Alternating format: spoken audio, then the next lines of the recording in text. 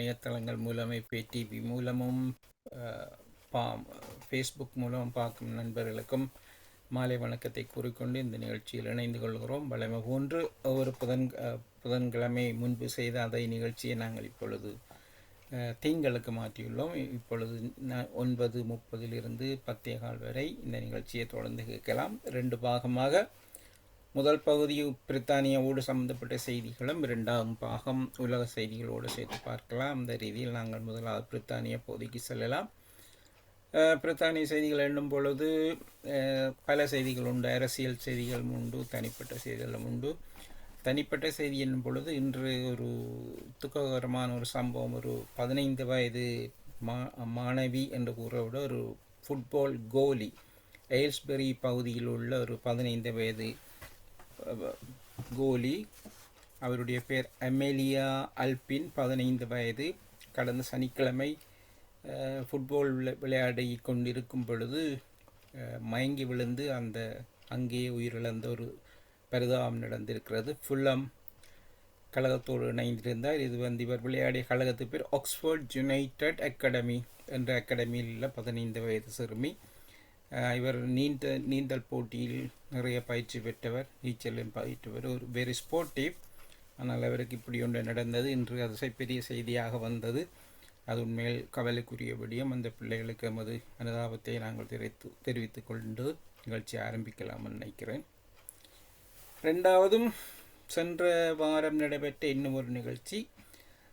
அது பல வருடங்களுக்கு முன்பு கொலைகாரர் என்று பெயர் பெற்ற ஒருவர் அண்மை காலத்தில் சிறையில் இருக்கும் பொழுதே சிறை கூடத்தில் வைத்து கூட உள்ள கைதிகளினால் தாக்கப்பட்டு உயிரிழந்த சம்பவம் என்று சென்ற வாரம் நடந்திருக்கிறது. எல்லோருக்கும் தெரியும், 2002ஆம் ஆண்டு பிரித்தானியா உலுக்கிய சிறுமிகள் 2 உடைய கொலை, ஹோலி அண்ட் ஜெசிகா என்ற 2 இளம் சிறுமிகளுடைய படங்கள் அந்த காலத்தில் வராத இடமிலேயே பத்திரிகைகள், தொலைக்காட்சி எல்லாவற்றிலும் வந்தன. அந்த 2 சிறுமிகளை, 10 வயது சிறுமிகளை, அந்த பாடசாலை, அவர்கள் படித்த பாடசாலை உள்ள பாதுகாவலர் அல்லது பொறுப்பாளராக இருந்த ஒருவர் அந்த சிறுமிகளை அழைத்து சென்று பாலியல் ரீதியாக துன்புறுத்தி இருக்கலாம். அவரை மர்டர் செய்த கதை அந்த நாளில் பெரிய ஒரு செய்தியாக இருந்தது. அதுவும் அந்த கோடை காலத்தின் போது இந்த செய்தி பெரிய செய்தியாக இருந்தது. பின்பு அந்த குறிப்பிட்ட அவர்தான் அந்த கொலையை செய்தார் என்று கண்டுபிடிக்கப்பட்டவர். அவருடைய பேர் இயன் ஹண்ட்லி. அப்பொழுது அவருக்கு 28 வயது நினைக்கின்றார். பின்பு அவர் குற்றம் சாட்டப்பட்டு 40 வருட சிறை தண்டனை விதிக்கப்பட்டு இப்பொழுது சிறையில் இருந்து கொண்டிருக்கிறார். ஆனால் இவர் சிறையில் இருக்கும் பொழுது கூட பல கைதிகள் பல தடவை இவரை தாக்க முற்பட்டார்கள். 2010ஆம் ஆண்டு அளவில் இவர் மீது சுடுதண்ணி ஊற்றப்பட்டது. பின்பு இவர் வெவ்வேறு இடங்கள் பாதுகாப்பாக வைத்திருந்தாலும் கடந்த 2 வாரத்துக்கு முன்பு இங்கே HMP ஃப்ராங்க்லேண்ட் என்ற அந்த சிறையில் வைத்து கூட இருந்த ஒரு கைதி 43 வயது ஒருவர், அவரை ஒரு கூரிய ஆயுதத்தால் தலையில் தாக்கி அதன் காரணமாக அவர் பெரும் இரத்த போக்கில் வைத்தியசாலையை கொண்டு செல்லப்பட்டு ஓரளவுக்கு கோமா நிலையில் இருந்தார். பின்பு அவர் உயிர் பிழைக்க மாட்டார் என்ற நிலையில் அதை சுவிட்ச் ஆஃப் பண்ணிவிட்டார்கள். சென்ற வாரம் அந்த ஒரு நிலை நடைபெற்றது. இங்கே ஒரு கேள்வி எழுதுகிறேன் என்றால், ஒருவர் ஒரு குற்றம் செய்தால் இந்த குற்றத்துக்கான தண்டனை அவருக்கு நீதித்துறையினால் வழங்கப்பட்டது, அரசாங்கத்தினால் கொடுக்கப்பட்டது. ஆனால் அங்கே இருப்பவர்கள் தனிப்பட்ட குரோதம் காரணமாக அது சரிபிழை நாங்கள் சொல்ல முடியாது. சிறைக்கூடத்திலே வைத்து இன்னொருவரை கொல்ல முடியும் என்றால் அது பெரிய ஒரு கேள்வியாக இருக்கிற. நீதித்துறை சரியாக இயங்குகிறதா அல்லது இது கீழத்திய நாடுகளில் நடப்பது போல் இங்கேயும் நடக்கிறதா என்ற ஒரு பெரிய கேள்வி எழுகிறது. இது கேள்விக்குரிய விடயமாக வைத்துக்கொண்டு நாம் அடுத்த பகுதியை செல்லலாம். அடுத்ததாக இப்பொழுது இந்த மத்திய கிழக்கில் நடக்கும், அதாவது ஈரானின் மீதான தாக்குதல், அமெரிக்காவும் இஸ்ரேலும் சேர்ந்து நடத்தும் தாக்குதலை நாங்கள் 9வது நாள் என்று நினைக்கின்றேன். இத்தனை நாள் தாக்கிய தாக்குதலோட அழிவுகளை பற்றி நாங்கள் விவரிக்க தேவையில்லை. காரணம், ஒவ்வொரு நிமிடமும் அந்த செய்திகள் உடனடியாக தொலைக்காட்சி மூலம் நாங்கள் பார்க்கக்கூடியதாக இருக்கிறது. வேதனையை தவிர வேறு எதுவும் இல்லை. அநியாயங்களுக்கு அளவே இல்லை என்ற அளவுக்கு தாக்குதல் நடத்தி ஈரானிய அரசாங்கத்தின் மீதான வெறுப்பை வைத்துக்கொண்டு ஈரானிய பொருளாதாரத்தை அளிக்கும் நிலையில் ஈரானே இருக்கக்கூடாது என்ற மாதிரியான தாக்குதல் நடைபெற்றது. பல தாக்குதல்கள், ஒன்று அந்த நாட்டினுடைய சமய உயர்பீட தலைவராக இருந்த கமேனி கொல்லப்பட்டது எல்லோருக்கும் தெரியும். அதற்கு அடுத்ததான் நேற்று முன்தினம் நடைபெற்ற மிகப்பெரிய தாக்குதல் அவர்களுடைய எண்ணெய் குதங்கள், அதாவது ஈரானுக்கு சொந்தமான பாரிய எண்ணெய் குதங்கள் 2 இஸ்ரேலினால் தாக்கி அழிக்கப்பட்டு அவை தீப்பற்றி எரிந்து கொண்டே இருக்கின்றன. அது பல அடி உயரத்துக்கு அந்த தீ எழுகிறது, கரும்புகை. அடுத்ததாக அந்த புகை மேலே எழுதுவது ஒன்று ஒயில், அதாவது எண்ணெய் இல்லாமல் போகும் ஒரு நிலை வருகிறது. 2வது இந்த எழுந்த புகையினால் ஏற்படும் தாக்கங்கள் பலருக்கு பலவிதமான நோய்களுக்கு காரணமாக இருக்க போகிறது. ஏனென்றால் அந்த பெட்ரோலிலிருந்து எரிந்து வரும் அந்த சுத்திகரிக்கப்படாத அந்த எண்ணெயிலிருந்து வரும் புகையிலிருந்து அந்த துகள்கள் வளிமண்டலத்தை நிரப்பும். அவை சுவாசிப்பவர்களுக்கு அது பெரிய சிக்கலாக இருக்கும். லங்ஸ் சுவாசப்பைக்குள் அவை நேரடியாக போய் பின்பு நமது இரத்த ஓட்டத்தோடு கலக்கும் நிலையில் இது பலவிதமான புற்றுநோய்களை பின்னொரு காலத்தில் கொண்டு வரக்கூடிய ஒரு வாய்ப்பு இருக்கிறது. வலிமை குறைந்தவர்கள், உதாரணமாக சிறுவர்கள் அல்லது வயோதிபர்கள் இதனால் கடுமையாக பாதிக்கப்பட போகிறார்கள். இப்பொழுது யுத்தம் நடைபெறனால் எந்த செய்திகளும் வெளியால் வராத நிலையில் யார் யார் இப்படியான பாதிப்புக்கு உள்ளானர்களோ தெரியவில்லை. ஆனால் பல விற்பனைகள் இதை கவனமாக சொல்லி, ஒன்று அங்கே அந்த சென்ற புகை மேலே சென்று மழை பெய்யும் பொழுது அந்த மழையோடு சேர்ந்து கருத்த நிற மழையாக பெய்தது. அது விழுமிடங்களில் நிலம் நச்சு தன்மை பெறுகிறது, வாயு நச்சுத்தன்மை பெறுகிறது, குடிநீர் நச்சுத்தன்மை பெறுகிறது. அடுத்ததாக பொருளாதார ரீதியாக பல இடங்கள் அழிக்கப்படுகின்றன. இப்படியான கொடுமைகள் நடந்து கொண்டிருக்கிறது. இது இப்படி இருக்க இந்த போருக்கு எமது நாட்டு பிரதமர் எந்த அளவு ஒத்துழைத்தார் அல்ல என்ன செய்தார் என்ற ஒரு பெரிய கேள்வி இருக்கிறது. பொதுவாக அமெரிக்கா எடுக்கும் எந்த யுத்தங்களிலும் பிரித்தானியா கலந்து கொள்ளும். உதாரணமாக 2003ஆம் ஆண்டு நடைபெற்ற ஈராக் போரின் போது அப்பொழுது ஜனாதிபதியார் அந்த ஜோர்ஜ் புஷ் அவர்கள் எமது நாட்டில் அந்த நேரம் பிரதமர் டோனி பிளேயரை துணைக்கு இழுத்து கொண்டு சென்று அந்த போரை நடாத்தி இருந்தார். ஆனால் அவர்கள் கூறிய ஒரு காரணம், அவர்கள் ரசாயன ஆயுதங்கள், அதாவது அணு ஆயுதங்களை 45 நிமிடத்தில் அழிக்கக்கூடிய ஆயுதங்களை வைத்திருக்கிறார்கள் ஒரு அறிக்கையை தயாரித்து அதன் சாட்டில் அந்த தாக்குதலை நடாத்தினார்கள். பின்பு அது பொய் என்று நிரூபிக்கப்பட்ட பின் இது பிரதமர் டோனி பிளேயருக்கு அவர் இறுதி காலம் பெற அவருக்கு ஒரு அவமானமாக அது மாறியிருந்தது. இந்த நிலையில் தற்போதைய போரில் அமெரிக்காவும் இஸ்ரேலும் கடுமையாக இந்த ஈரானை தாக்கும் பொழுது அதற்கான உதவிகளை, அதாவது தங்களுடைய விமானங்களை இங்கே நின்று இந்த போர் புரிவதற்கு உதவி செய்யும்படியாக எமது அமெரிக்க ஜனாதிபதி கேட்டுக்கொண்டார். ஆனால் பிரதமர் கியர் ஸ்டார்மர் அதுக்கு சற்று மறுப்பு, நேரடியாக கூறாமல் சற்று தாமதமாக கூறியிருந்தார். அவருக்கு உண்மையில் இந்த போரில் போய் தாக்குவதில் அக்கறை இருக்கவில்லை. ஏனென்றால் இது அவர்களுடைய போர் இல்லை, இது இஸ்ரேலும் அமெரிக்காவும் தேடிக்கொண்ட போரை ஒழிய ஈரான் மீதானது. ஈரானுடைய நடவடிக்கைகளில் ஒவ்வொரு நாட்டுக்கும் ஒவ்வொரு கருத்துண்டு. அங்கே அவர்கள் உள்ளூரில் எப்படி அந்த ஆர்ப்பாட்டத்தில் ஈடுபட்ட இளைஞர்களை, சிறுவர்களை, சிறுமிகளை, பெண்களை ஆயிரக்கணக்கில் கொன்றார்கள் என்பது வேறு. அது கனகாலம் இல்லை, கடந்த ஒரு மாதத்துக்கு முன்பு நடைபெற்றது. எல்லோர் மனதிலும் அது இன்னும் நிற்கும். இந்த சந்தர்ப்பத்தில் கடுமையான தாக்குதலை இஸ்ரேலும் அமெரிக்காவும் சேர்ந்து தாக்கியதில் பாரிய அழிவு அந்த நாட்டுக்கு.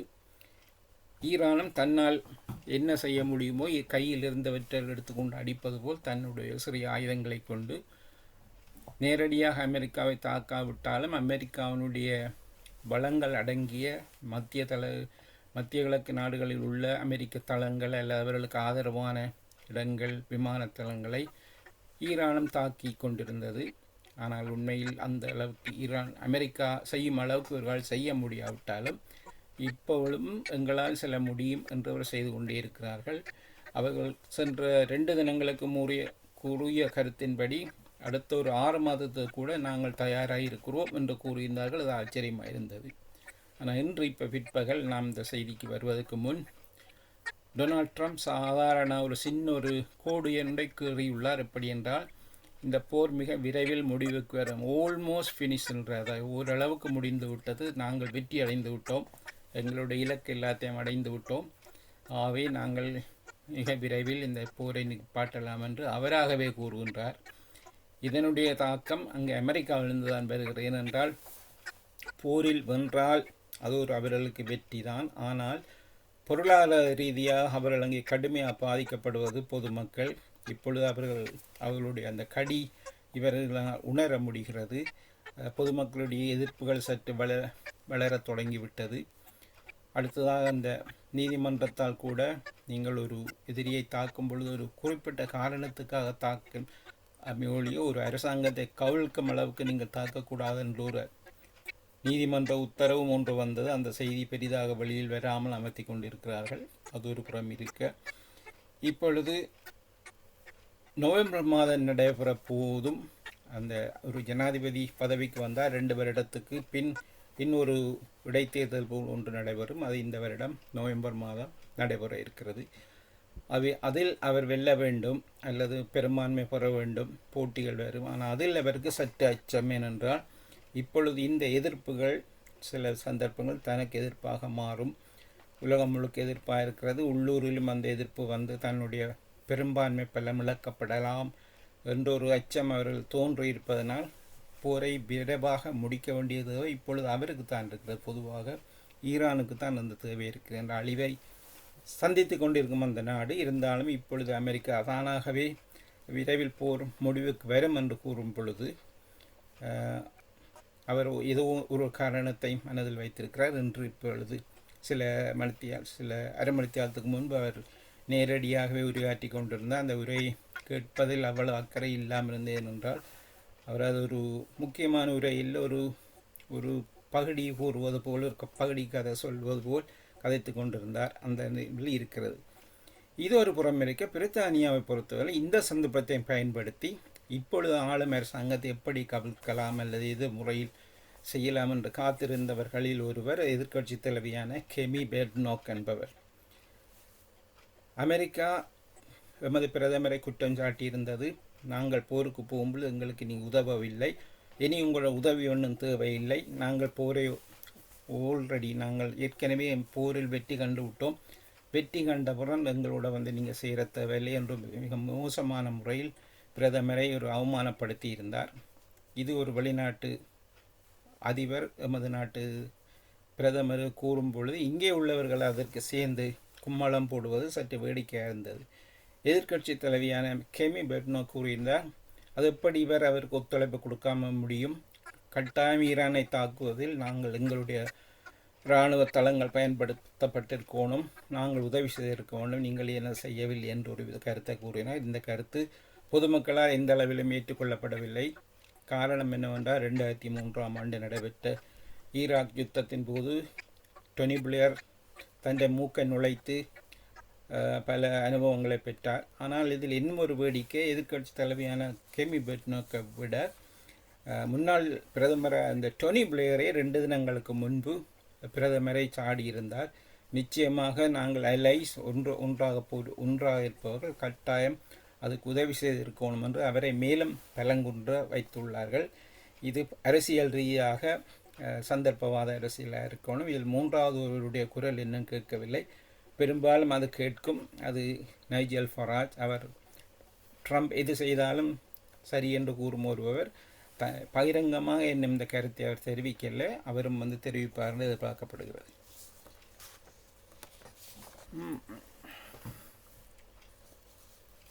அடுத்த மிக முக்கியமான செய்தி, இந்த அசைலம் இந்த நாட்டுக்கு வந்து அகதி தஞ்சம் கோருவோர் சம்பந்தமான ஒரு சட்ட மாற்றங்கள் இப்பொழுது இடம்பெற்று கொண்டிருக்கின்றன. பல தடவை இதை நாங்கள் அங்குமும் இங்குமாக கூறி வந்தோம். ஆனால் கடந்த 2ஆம் தேதி மார்ச் மாதம் 2ஆம் தேதி 2026ஆம் ஆண்டிலிருந்து புதிதாக வந்த அகதி தஞ்சம் கோருவோருக்கான சட்டமுறைகள் மாற்றத்துக்குள்ளாகின்றன.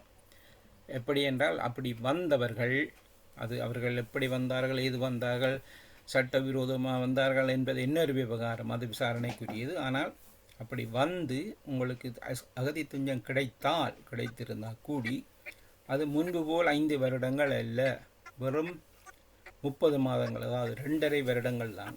அதாவது இனிமேல் அசைலம் என்றால் அது டெம்பரரி, நிரந்தரமானது அல்ல, தற்காலிகமானது. ஆகவே 30 மாதங்களுக்கு அவருக்கு அகதி தஞ்சம் கொடுக்கப்பட்டால் 30 மாதம் முடிவதற்குள் அதை புதுப்பிக்க வேண்டும். புதுப்பிக்கும் பொழுது அந்த நாட்டினுடைய அரசியல் நிலை, பொருளாதார நிலை, அங்கே என்ன நடக்கிறது, என்ன இவர்களுக்கு பாதுகாப்பு இந்த நாடு கொடுக்க வேண்டுமா இல்லையா என்று சோதித்து அதன் பின் தான் அவர்களுக்கு அடுத்த அந்த விசாவை, அந்த 2.5 வருடத்தை புதுப்பிப்பார்கள். இது நாட்டுக்கு நாடு பொருந்தும். சில நாடுகளில் தொடர்ந்து போர் நடைபெற்றால் தொடர்ந்து அவர்களுக்கு கொடுக்கணும். ஆனால் சில நாடுகளில் இப்பொழுது முன்பு போல் போர் இல்லாத ஒரு நிலை காணப்படும் பொழுது சில சந்தர்ப்பங்களில் இப்பொழுது இனி வருவோர் அகதி தஞ்சம் பெற்றால் அவர்கள் 2.5 வருடங்களின் பின் அது முடிந்தால் நாட்டுக்கு திரும்பணும், அல்லது அவர்களுக்கு வேறு வழி காட்டுகிறார்கள். வேறு விதமான முறையில் நீங்கள் விண்ணப்பிக்கலாம். அதாவது அவர்கள் கூற வருவது என்னவென்றால், உதாரணம் ஒரு கல்வி கற்பது என்றால் கல்வி கற்பதோ, அல்லது வேறு விதமான வேலை வாய்ப்புகள் என்றால் அதற்குரிய அப்ளிகேஷனை நீங்கள் சமர்ப்பியுங்கள் என்று கூறுகிறார்கள். அது கேட்க நல்லா இருக்கிறது, நடைமுறையில் எந்த அளவுக்கு சரியாக வரும் என்று தெரியவில்லை.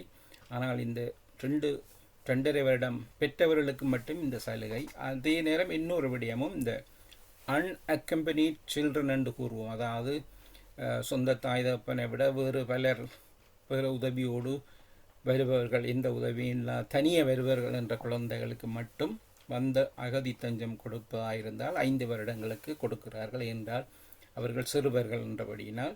ஆனால் எதிர்காலத்தில் அந்த விசா எந்த அளவுக்கு விவரிக்கப்படும், அங்கால நீட்டிக்கப்படும் என்பது அந்த நேரத்தின் சூழ்நிலையை. உதாரணமாக 5 வயதில் வந்த ஒருவருக்கும் 12 வயதில் ஒருவருக்கும் வித்தியாசம் இருக்கிறது. ஆகவே எப்படியும் ஒரு 18 வயது வரும் வரை அவர்கள் ஒரு சலுகையை காட்டிக்கொண்டு 18 வயசுக்கு பின் அதை மாற்றுவார்கள். ஆனால் இப்பொழுது அரசாங்கம் போகின்ற போக்கில் அதற்கு முன்பே சட்டங்களை கொண்டு வந்து இந்த நிலையில் கஷ்டங்களை ஏற்படுத்தலாம். இப்போது ஹோம் செக்ரட்டரியாக இருக்க சபானா மஹ்மூட் என்பவர் 2 வாரங்களுக்கு முன்பு டென்மார்க் சென்று, டென்மார்க்கில் எப்படி அரசியல் தஞ்சம் கோரியவர்களுக்கு எப்படி சலுகை அளிக்கப்படுகிறது, எந்தெந்த அடிப்படையில் என்றும், உதாரணமாக அங்கெல்லாம் அரசியல் தஞ்சம் கொடுப்பவர்களுக்கான சலுகைகள் சிறிதாக நிறுத்தப்படுகிறது. இங்கேயும் அதே முறையை கொண்டு வர பார்க்கிறார்கள். எப்படி என்றால், அவர்களுக்கு கொடுக்கும் உதவியை நிறுத்துவது ஒன்று, பின்பு அவர்களாக வேலை செய்ய முடியுமா என்று பார்ப்பது ஒன்று, மூன்றாவது அவர்களிடம் இருக்க நிதி, உங்களை நீங்களே சமாளிக்க முடியும் என்றால் அந்த பணத்திலே நீங்கள் இருக்கலாம் என்று ஒரு எப்படி என்றால் ஒரு சின்ன நொண்டிச்சாட்டி கூறுவது போல் செய்திகள் கூறுகின்றன. இவை எல்லாம் அடுத்த இந்த சமருக்கு அவை நிரந்தர சட்டமாக வரும். இப்பொழுது பாராளுமன்றத்தில் எந்த விவாதிப்பும் இல்லாமல் கடந்த 2ஆம் தேதி இது நடைமுறைக்கு வருகிறது. இதில் வந்து அகப்பட்டவர்கள் யார் என்று இதுவரை தெரியவில்லை. இருந்தாலும் சரியான முறையில் சட்டமாகுவது இந்த சமரில் அது சட்டமாகவே இனிவரும் காலத்தில் இந்த அகதி தஞ்சம் கூறுவோர் என்பவர் இதில் 2 பகுதி. ஒன்று அகதியாக வருவோர், ஒன்று வேறு வித காரணங்களுக்காக 10 வருடங்களுக்கு இருந்த பின் அவர்கள் நிரந்தர பதிவுடைமை கேட்கலாம். உதாரணமாக வேறு மாணவர்களாக வந்து வேறு தொழில் ரீதியாக வந்து 10 வருடங்கள் கழிந்த பின் அவர்கள் இந்த நாட்டில் நிரந்தர பிரஜையாக வரலாம். ஆனால் இந்த அகதிகளாக வந்தவர்களுக்கு இப்பொழுது சட்டத்தில் பெரிய மாற்றம். அவர்கள் 20 வருடம் இருந்த பின்புதான் நிரந்தர பதிவுடைமை எடுக்கலாம் என்று.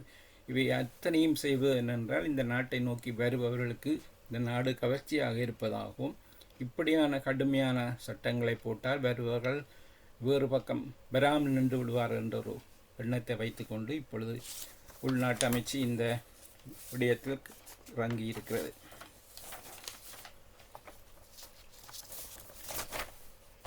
அடுத்ததாக இந்த இந்தியா சம்பந்தமான, இந்தியாவுக்கும் இலங்கைக்கும் இடையிலான ஒரு விடயம் உண்மையில் எப்படி போகிறது. அதுக்கு முன் அந்த இன்ஃப்ளேஷன், இப்போ இந்த போரோடு இந்த இன்ஃப்ளேஷன், அதாவது மத்திய கிழக்கு நாட்டில் நடைபெறும் இந்த போரினுடைய தாக்கங்கள் எப்படி மற்ற நாடுகளை பாதிக்கின்றன, அதில் பிரித்தானியாவும் எந்த அளவு பாதிக்கப்படும். உதாரணமாக இன்று பார்க்கலாம், பெட்ரோலினுடைய விலை அசுரமாக ஏறிக்கொண்டுகின்று பிற்பகல் வரை ஒரு பீப்பாயினுடைய விலை வந்து 110 $120 வரை உயர்ந்துள்ளது.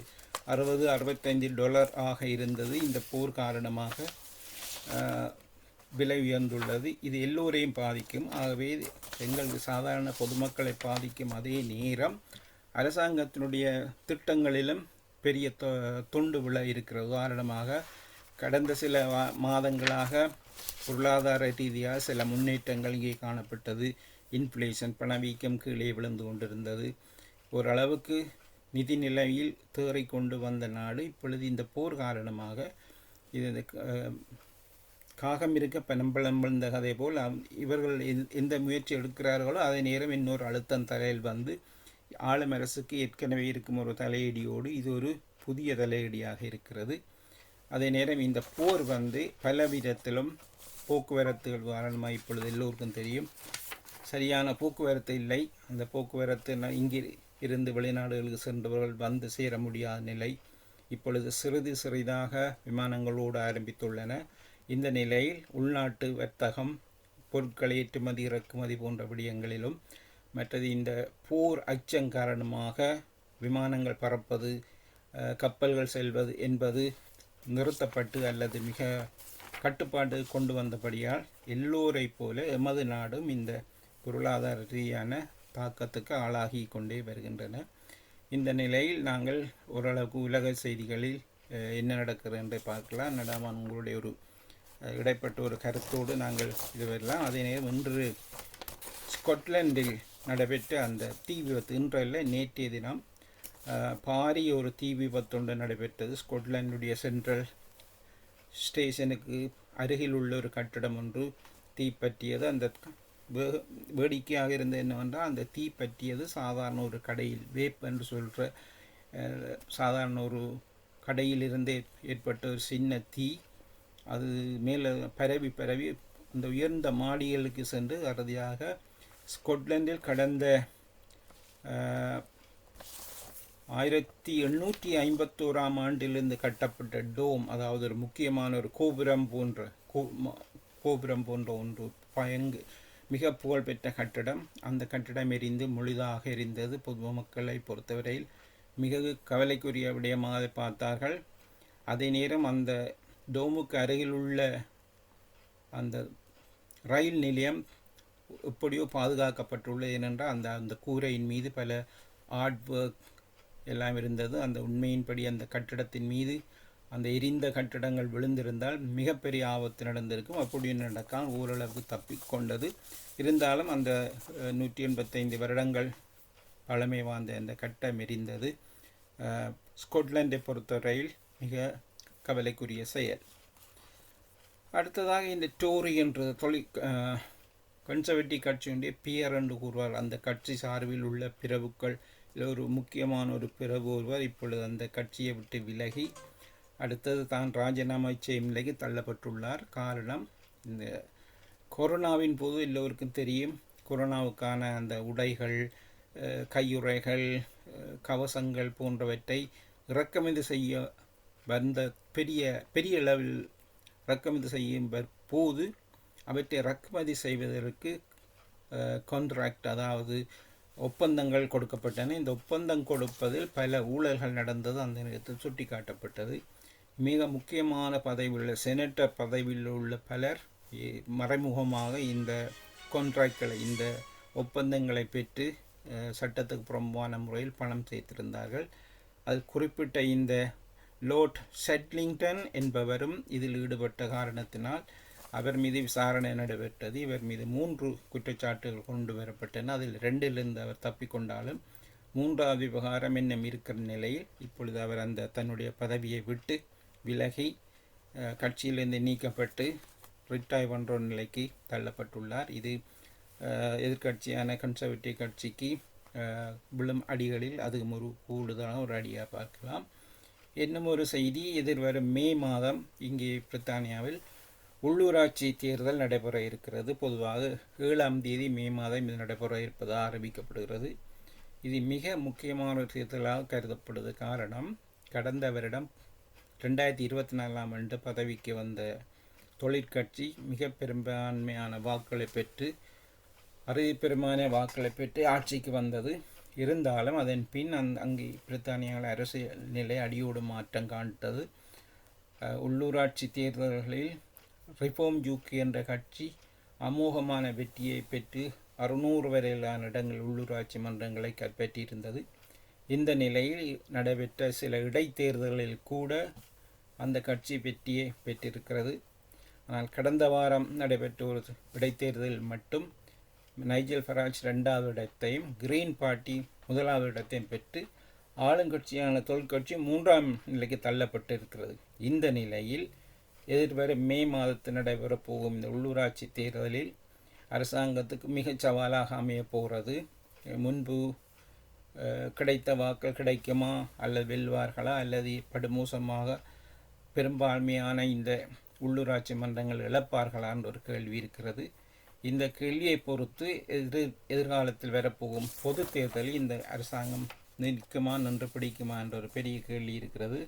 அந்த கேள்விக்கான பதிலை நாங்கள் பொறுத்திருந்து பார்க்கலாம். இப்பொழுது நாங்கள் ஓரளவுக்கு இந்த செய்திகளை விட்டு உலக செய்திகளுக்கு செல்லலாம். நடாமல் உங்களுடைய அவதானங்கள் இந்த போர் முனையில் நடக்கும் நிகழ்ச்சிகள், இந்த கப்பல் தாழ்ப்புகள் போன்ற பல விடயங்கள் உள்ளன.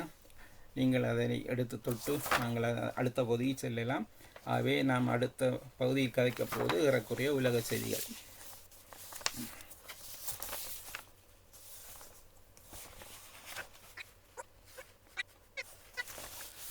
சரி, நாங்கள் உலக செய்திகளுக்கு போகும்பொழுது மத்திய கிழக்கு நாட்டில் என்ன நடக்கிறது என்றை கூறியிருந்தோம்.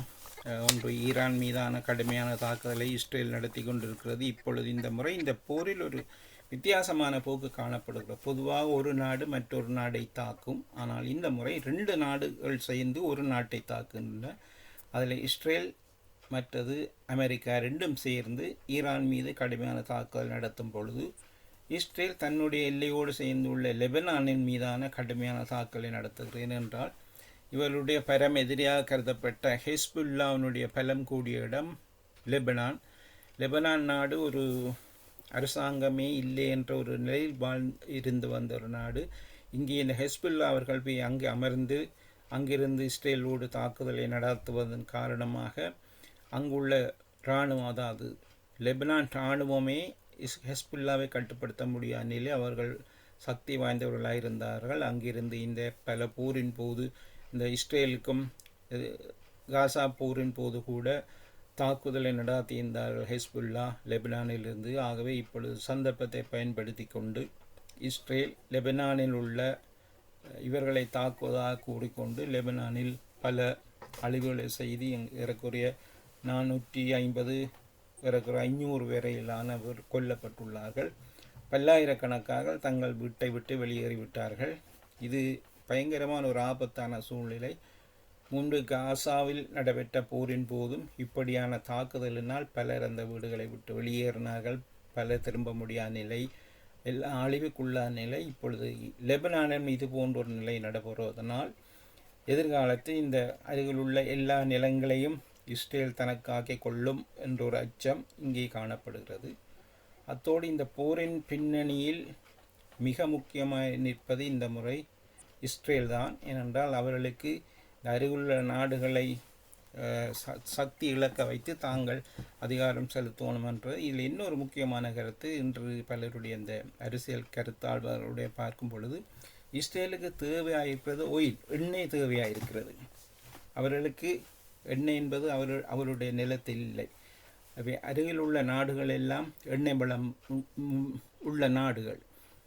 இவற்றை தாக்கி அழைத்து அவற்றை ஓரளவுக்கு கைப்பற்றினால், அந்த எண்ணெயை தாங்கள் பயன்படுத்தினால் தாங்கள் இன்னும் சுபமாக வாழலாம் என்ற அடிப்படையில் தான் இந்த வேணுமென்றே பம்புக்கு இழுத்து இந்த போரை, இது எப்பொழுதோ நடக்க வேண்டிய போர் இழுத்து வந்து டொனால்ட் ட்ரம்ப் பதவிக்கு வந்தவுடன் அதை செய்துள்ளார் என்று கூட முன்னாள் ஜனாதிபதி ஜோ பைடன் இதை பற்றி கருத்து கூறும் பொழுது, தான் பதவிக்கு வந்தவுடன் இதே கேள்வியைத்தான் இஸ்ரேலிய பிரதமர் கேட்டிருந்தார் நெத்தன்யாகு. தாங்கள் 2 பேரும் சேர்ந்து ஈரானை தாக்குவோம் என்று கேட்டிருந்தார் என்றும் அதற்கு அவர் மறுப்பு தெரிவித்திருந்தார். ஆனால் காத்திருந்தவர் ட்ரம்ப் அவர்கள் பதவிக்கு வந்தவன் இவர் நெத்தன்யாவுக்கு இது நல்ல வசதி அமைந்தது. ஆகவே இந்த போரை நடாத்தியிருக்கிறார்கள். இங்கே அவர்களுக்கு என்ன ஒன்று இருக்கிறது, இந்த போரின் போது முதலாவது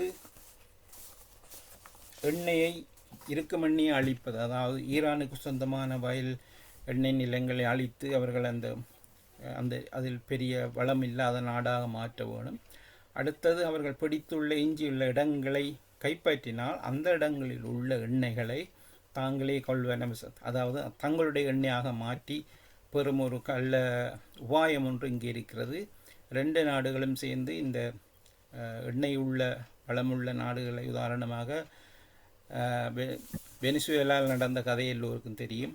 அவருடைய தனிப்பட்ட அரசியல் நிலையை காரணமாக வைத்து அவரை கைது செய்து அமெரிக்கா கொண்டு சென்றார்கள்.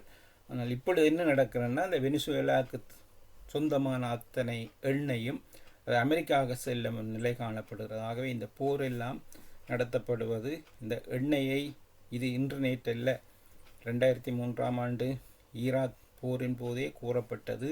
அவர்கள் 1000 காரணத்தை கூறினாலும் இவருடைய முழு நோக்கமும் ஈராக்கில் உள்ள எண்ணெயை கைப்பற்றுவது. போரின் பின் அதுதான் நடைபெற்றது. இப்பொழுது உள்ள போரிலும் எப்பொழுது முடிவு வரும் என்று ஒரு கேள்வி இருந்தது. அதுக்கு 2 தினங்களுக்கு முன்பு ட்ரம்ப் கூறியிருந்தார், குறைந்தது 5-6 வாரம் வரை நாங்கள் தொடர்ந்து தாக்குவோம் என்று கூறினார். ஆனால் இன்று பிற்பகல் திடீரென்று ஆல்மோஸ்ட் நாங்கள் போரை வென்று விட்டோம், அநேகமாக இந்த போர் முடிவுக்கு வரும் என்று கூறுகிறார். அவருடைய வார்த்தையை நம்புவது என்பது ஒரு கஷ்டமான விடயம். நாளைக்கு காலை எழும்பி சொல்வார், இல்லைன்னு ஒரு 6 மாதம் நாங்கள் போர் செய்வோம் என்றும் கூறுவார். ஆனால் உண்மையில் அந்த அவருடைய கூற்று உண்மையோ பொய்யோ தெரியவில்லை. இந்த போரை ஒரு முடிவு கொண்டு வந்தால் அதை பாதிக்கப்பட்ட மக்கள் சற்று ஆறுதல் அடைவார்கள் என்று எதிர்பார்க்கப்படுகின்றது. நடாமோகன், உங்களுடைய கருத்துகள் இந்த நேரம் கதைத்தால் நாங்கள் சேர்த்து கொண்டு போகலாம். இந்த போரின் நோக்கம் ஒன்று எண்ணெய் மட்டுமல்ல. அமெரிக்காவை பொறுத்தவரையில் அமெரிக்க ஜனாதிபதிக்கு அங்கே தனிப்பட்ட ரீதியாக ஏற்படும் ஒரு சிக்கல் என்ன வந்த எப்ஸ்டீன் ஃபைல் என்ற அந்த ஃபைல் மூலம் பலருடைய தகவல் வந்த பொழுது அதில் இவருடைய பெயரும் அங்கொன்றும் இங்கொன்றுமாக அடிபட்டது ஜனாதிபதி. ஆனால் அதில் ஒரு 47,000 வரையிலான அந்த ஃபைல்கள் காணாமல் போயிருந்தன, அவை மறைத்து வைக்கப்பட்டன. ஆனால் இப்பொழுது அவை வெளியில் வரும் நிலை இருக்கிறது. அந்த வெளியில் வரும் நிலையில் அந்த ஃபைலில் பெரும்பாலான இடங்களில் ஜனாதிபதியினுடைய பெயர் அங்கே வர இருக்கிறது. இது தனக்கு ஒரு எதிராக மாறலாம் என்பதை மறைப்பதற்காக இந்த போரை ஒரு சாட்டாக வைத்து தன்னுடைய அந்த அதிகாரத்தை காட்டி, தான் திறமையானவர் என்றை காட்டி அமெரிக்க மக்களை நம்ப வைத்து கொண்டு போகிறார். ஆனால் இப்பொழுது இன்று நேற்று வந்த செய்திகளின்படி இந்த ஃபைல்கள் இவருக்கு பல சிக்கலை உருவாக்க போகிறது. இன்று பிற்பகல் வந்த ஒரு செய்தியின்படி அந்த எப்ஸ்டீன் சிறையில் தற்கொலை செய்து கொண்டார் என்று கூறப்பட்டது. அதில் ஒரு நான் நிற்கவில்லை, 100க்கு 100 விதமான யாரும் அதை நம்பி இருக்க மாட்டார்கள் என்று. அது எல்லோருக்கும் ஒரு சந்தேகம் இருந்தது, அது இவர்கள் கொலை செய்திருக்கலாம், தற்கொலையாக இருக்க முடியாது என்று. இன்று பிற்பகல் வந்த சில செய்திகளின்படி இந்த குறிப்பிட்ட அந்த இறப்பதற்கு 2 தினங்களுக்கு முன்பு அங்கே நடைபெற்ற சில நிகழ்ச்சிகள் சந்தேகத்தை கொடுக்கின்றன. ஒன்று, அங்கே உள்ள ஒரு மணி டிரான்சாக்ஷன், இவருக்கும் இவரோடு தெரிந்த இன்னொருவரும் இருந்து இந்த தங்களுக்குள் பணப்பரிமாற்றம் செய்ததற்கான சில ரெசீட்டுகள் அங்கே கொடுக்கப்பட்டன. அவையெல்லாம் பொய்யாக தயாரிக்கப்பட்ட ரெசீட் என்றும், அடுத்ததாக இவர் சரியாக கவனிக்கப்பட்டார், எந்தவித குறையும் விடவில்லை என்ற மாதிரி காட்டுவதற்காக சில அதிரடியான சில விடயங்களை செய்த. உதாரணமாக, ஒரு சிறை கூடத்தில் ஒருவர் இருந்தால் அவரை எத்தனை மணிக்கு போய் கடைசியாக பார்த்தது, எப்பொழுது சாப்பாடு கொடுத்தது, எப்படி இருந்தார் என்ற நோட் எல்லாம் எழுதுவார்கள். அப்படி பார்த்தால் இறுதியாக அவர் இறப்பதற்கு முதல் நாள் அவரை 8 மணித்தியால மேல் யாரும் போய் பார்க்கவில்லை. ஆனால் அங்கே குறிப்புகள் எல்லாம் அடிக்கடி போய் அவரை கண்டது என்று குறிப்புகள் எழுதி வச்சுக்கிறார்கள். அவையெல்லாம் போய் அந்த பொய்யான குறிப்பு எழுதிய 2 பேர் இடைநீக்கம் செய்யப்பட்டார்கள். பின்பு இவர்கள் மீது குற்றவியல் வழக்குகள் தொடரப்பட்டு பின்பு அவர்கள் அந்த வழக்கிலிருந்து விடுவிக்கப்பட்டார்கள். ஆகவே இதில் எங்களுக்கு புரிகிறது என்னவென்றால், இது திட்டமிட்டு அவருக்கு ஏதோ விதமாக அவர் அங்கே கொலை செய்யப்பட்டிருக்கலாம், அதை மறைப்பதற்கான இந்த வேலைகள் ஈடுபட்டிருக்கலாம். இந்த விடயங்கள் வழியில் வந்தால் டொனால்ட் ட்ரம்புக்கு நிறைய பிரச்சனை வர வாய்ப்பு இருக்குது. ஆகவே அதற்காக இந்த போரை வெளிந்து நடத்தியுள்ளார். அடுத்தது என்ன நடக்கப் போகிறோம் என்பதை நாங்கள் பொறுத்திருந்து பார்க்க வேணும்.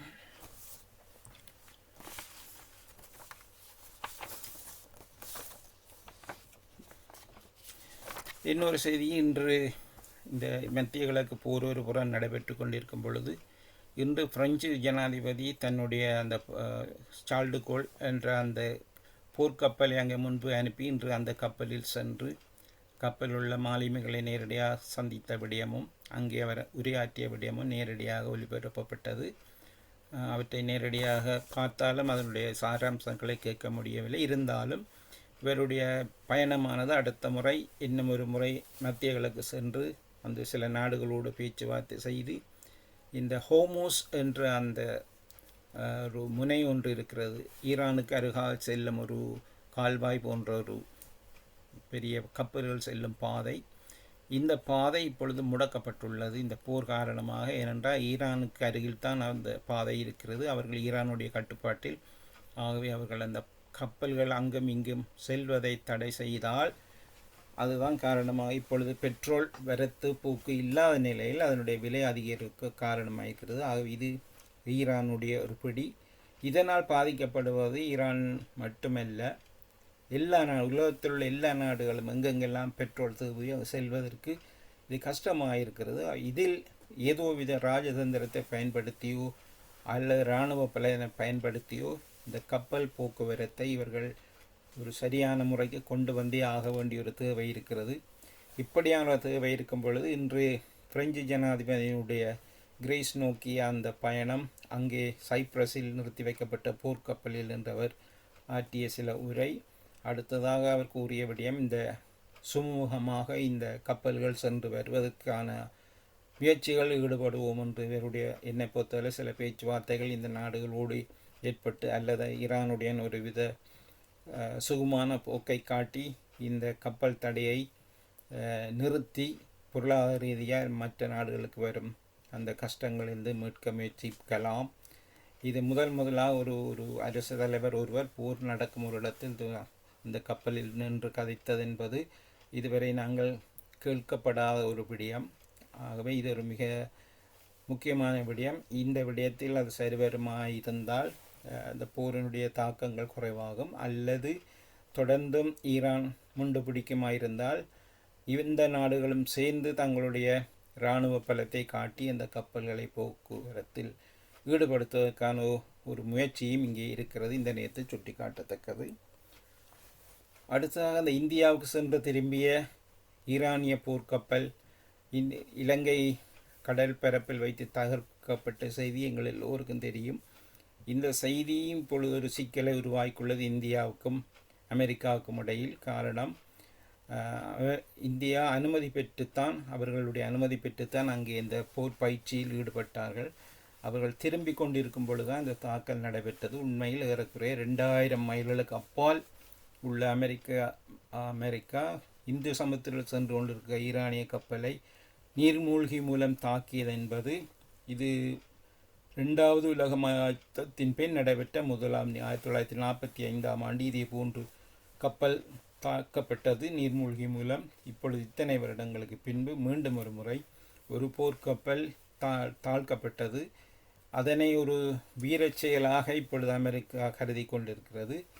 2 விடயங்களில், ஒன்று, அவர்கள் செய்தது சரியா என்பது சர்வதேச எல்லையில் வைத்து ஒரு கப்பலை தாட்டார்களா என்ற ஒரு பெரிய எதிர்காலத்தில் பெரிய ஒரு கேள்வியாக அமைய போகிறது. அதே நேரம் இந்த இஸ்ரேல் தாக்கிய எண்ணெய் குதங்கள், ஈரானிய எண்ணெய் குதங்களில் இருந்து வெளியேறிய இந்த நச்சு புகை வாயு, இதனுடைய தாக்கங்கள் எதிர்காலத்தில் ஒரு போர்க்குற்ற செயலாக கருதப்பட போகின்றது. எப்படி என்றால், இது இரசாயன ஆயுதம் ஒன்றை பாவித்து கொன்றால் அது ஒரு சர்வதேச ரீதியாக போர்க்குற்றமாக கருதப்படுமோ, அப்படி பார்த்தால் இந்த எண்ணெயை கொண்டு தாக்கி அதனால் பலருடைய உயிருக்கு ஆபத்து, வருத்தங்கள் வருவது காரணமாக இருந்தால் இது கூட ஒரு சர்வதேச போர்க்குற்றங்களில் ஒன்றாக காணப்படும் ஒரு ஆபத்தும் இருக்கிறது. எந்த அளவுக்கு அது நடைமுறைக்கு வரமேனென்றால் பெரிய இடங்கள் இருப்பவர்கள் இவற்றை பெறவிடாமல் தடுப்பார்கள். குறிப்பாக அமெரிக்கா தன்னுடைய செல்வாக்கை பயன்படுத்தி கொண்டு அதிலிருந்து காப்பாற்றி கொள்ளும். ஆனால் இந்த 2 விடயங்கள் முக்கியமாக இந்த இந்து சமுத்திர கடலில் வைத்து அந்த கப்பல் தாக்கப்பட்டது என்பது ஒரு பெரிய கேள்வி. இந்த இடத்தில் இலங்கைக்கு ஒரு நல்ல பெயர் ஒன்று கிடைத்துள்ளது. அந்த பாதிக்கப்பட்டவர்களை முடிந்தவரை 30 வரை 32 பேரை காப்பாற்றி வைத்தியசாலையில் காலியில் உள்ள வைத்தியசாலை வைத்து பராமரிக்கிறார்கள். அதே நேரம் 80 வகையான இறந்த உடல்களையும் பெற்றுள்ளார்கள். இங்கேயும் ஒரு புதிய ஒரு சிக்கல் ஒன்று உருவாக இருக்கிறது. இந்த இறந்த உடல்களை என்ன செய்வது, யாரிடம் கொடுப்பது, அடுத்ததாக இந்த குணமாக்கிய மாலுமிகளை யாரிடம் ஒப்படைப்பது என்ற ஒரு பெரிய ஒரு கேள்வி எழுகிறது. ஏனென்றால் செய்திகள் உத்தியோகபூர்வமாக இல்லாவிட்டாலும் செய்திகள் வருகின்றன. குறிப்பிட்ட அந்த காப்பாற்றியவர்களை ஈரானிடம் திருப்பி கொடுக்கக்கூடாது என்றும் அந்த உடல்களை இறந்த உடல்களையும் கொடுக்கக்கூடாது என்று ஒரு செய்தி வதந்தியாக அடிபடுகிறது.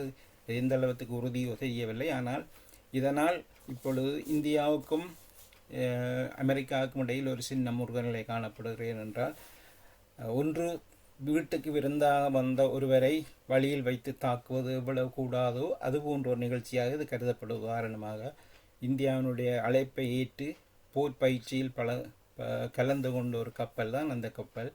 ஆகவே அது கப்பல் அதை தாண்டி அது முடிந்து தன்னுடைய நாட்டை நோக்கி போகும் பொழுது தாக்கும் பொழுது அவர்கள் கூறுவது என்றால், இது எங்களுடைய கடற்பரப்பில் இல்லை, இது சர்வதேச கடற்பரப்பில். அப்படி என்றால் இங்கு இலங்கையினுடைய பிரச்சனையாக அது தள்ளப்படுகிற ஒரு சின்ன ஒரு யுக்தி ஒன்று இங்கே கையாளப்படுகிறது. எதிர்வரும் நாட்களில் இந்த கப்பல் விவகாரம், அடுத்ததாக இந்த எண்ணெய் குதம் எரிக்கப்பட்டு புகை சுற்றாடலை பாதிக்கிற 2 விடயமும் எதிர்காலத்தில் ஒரு பெரிய விடயமாக கருதப்பட போகும் என்பது என்னுடைய இறுதி கருத்து. இப்பொழுது நடாமா உங்களுடைய அந்த இறுதியான கருத்துக்களையும் கேட்டுக்கொண்டு நாங்கள் நிகழ்ச்சியை முடிவு கொண்டு வருவோம்.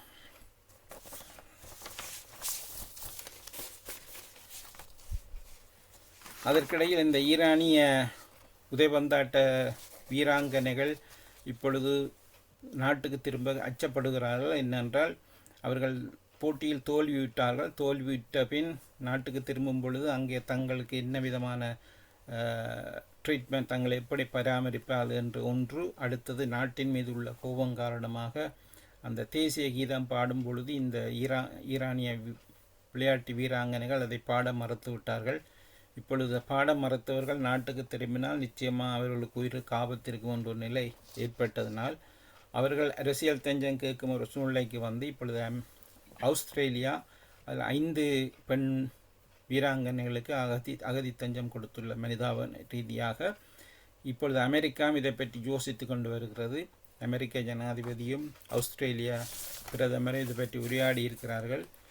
அந்த உரையாடலின் பின் அவர் ஆஸ்திரேலிய பிரதமர் செய்து சரியான ஒரு செயல் என்றும், அவர்களுக்கு நீங்கள் அனுமதி கொடுங்கள் என்றும், மற்றவர்களை ஈரானுக்கு திரும்பி போக விட வேண்டாம் என்ற ஒரு கோரிக்கையும் இடப்படுகிறது. ஆனாலும் எஞ்சியுள்ளவர்கள் நாட்டுக்கு திரும்பணும் என்று நிற்கிறார்கள். ஏனென்றால், தாங்கள் போகாமல் இருந்தால் தங்களுடைய குடும்பங்களை அங்கே என்ன விதமான பாதிப்பு உள்ளாக்குவார் என்ற அச்சம் காரணமாக ஒருவித பயத்தில் நாடு திரும்ப இருக்கிறார்கள். இந்த நிமிடம் வரை அதனுடைய சரியான முடிவு தெரியவில்லை. அது கூட ஒரு சர்வதேச பிரச்சனையாக ஃபுட்பாலுக்கு போய் அகதி தஞ்சம் கேட்கும் நிலை இது புதிதல்ல. ஆனால் இப்பொழுது இந்த போர் அவர்களுடைய நிலையை அடியோடு மாற்றியது. போர் மட்டுமில்லை, ஏற்கனவே ஈரானிய அரசாங்கம் இந்த மக்கள் மீது நடாத்திய கொடுமை காரணமாக கூட அதை ஒரு சாட்டாக வைத்துக்கொண்டு இப்பொழுது மற்ற நாடுகள் அகதி தஞ்சம் கொடுத்து தங்களை பரிசுத்தர்களாக காட்டுவதற்கு நல்ல ஒரு சந்தர்ப்பம் கொண்டு எதிர்பார்க்கப்படுகிறது. ஆம், நிச்சயமாக நன்றி. நீங்கள் சில விடயங்களை சொன்னது போல இன்னும் சில நாட்கள் தேவைப்படும் சில விஷயங்கள் வெளியே வர. அதே போல இன்னும் சில விஷயங்கள் வெளியே வராமலே அப்படியே முன்னைய காலங்களைப் போல பேசுபொருளாகவே பல வருடங்களுக்கு நீடிக்கக்கூடிய தன்மை அது கொண்டதாகவே நடைபெறுகிறது. ஒரு சிறிய கேள்வி, அது நீங்கள் சொன்னீங்களோ தெரியல இடையில, இப்போ ஒரு புதிய சுப்ரீம் வந்து அவருடைய மகனா தீர்மானிக்கப்பட்டது. என்ன வயதுக்காரர்? நல்ல வயதான அவரே 60 தாண்டினவர் தான். அதுதான் நான் யோசித்தேன். ஆமாம், சரி சரி. இவருக்கு ஒரு எப்படி கூறப்பட்டதுன்னா, இதுவரைக்கு மரண தண்டனை என்று, அதாவது மரண தண்டனை நிச்சயமாக மரண தண்டனை இப்போ இஸ்ரேலும் கூறிக்கொண்டிருக்கிறது. அடுத்த வரை நாங்கள் கொல்லுவோம் என்று அமெரிக்காவும் கூறியிருக்கிறது. ஆனால் அவ்வளவு தெரிந்து அவர் துணிந்து வந்திருக்கிறார். அது கூட ஒரு கேள்விக்குறியாக இருக்கிறது. திருப்பி இவரை அடித்து கொள்வார்களா இல்லையா என்பது இன்னொரு கேள்வியாக இருக்கிறது. இது நீங்கள் சொன்னது போல சில கேள்விகளுக்கு பதில் இப்பொழுதுக்கு தெரியாது. சில நாட்கள் கழித்து தான் நடைமுறை பார்க்கணும். இன்று திடீரென்று ட்ரம்ப் தன்னுடைய கதையை மாற்றியிருந்தார். ஆல்மோஸ்ட் நாங்கள் வென்று விட்டோம், நேற்று தான் கூறியிருந்தார் நிறைய செய்ய இருக்கு, இன்னும் எங்களுக்கு 6 வாரம் தேவை, எல்லாம் முடிக்க வந்து இன்று சொல்லிட்டார், எல்லாம் முடித்து விட்டோம் என்று. அவருடைய வளமையாக அவருடைய கதை அப்படித்தான். அவருடைய வாழ்க்கையில் வெவ்வேறு சூரியன் தான் ஒவ்வொரு நாளும் உதிக்கும்.